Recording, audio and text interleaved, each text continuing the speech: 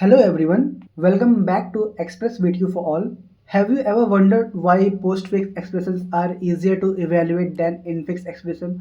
No brackets, no operator precedence confusion, just one simple stack.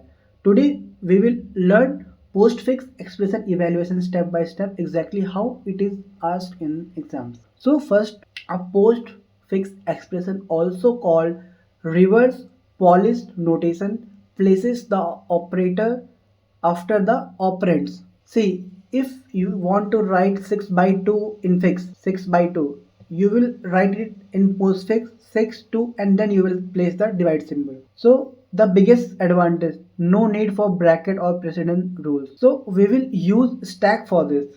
Why stack will we use? We use stack because postfix evaluation follows last in first out principle, and stack is one which follows this. Operands go in, operators take the last two operands out, compute and push the result back. As simple as it is. So coming to the algorithms, create an empty stack, scan the postfix expression from left to right. If the symbol is an operand, push it onto the stack. If the symbol is an operator, pop two operators and perform operator 1, operator op 2. Push the result back. After scanning all the symbols, the top of the stack is the final answer. This algorithm is very important for exam. So this is our example and we are going to solve it one by one. See what will happen. First symbol is 6. We will push. Then next symbol is 2. It is a operand. We will push. Now divide symbol is there. As it is an operator, what will happen? 6 by 2 will be done and 3. What will happen? We will take this divide and we will make it like 6 divide, and then here it will be like 2, and then that answer will be pushed at the top. So now stack is having 3. Now 3 is the symbol.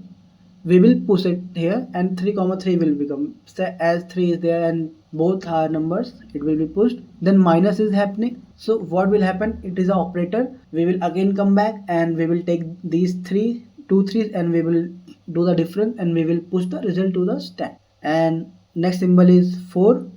4 is a number which is an operand. We will push, it will become 0 comma 4, and then 2 is a number, we will push, it will become 0 comma 4 comma 2. Then multiply is coming, so we will take 2 and 4 and we will multiply it and we will add the result to the, basically we will push the result to the stack.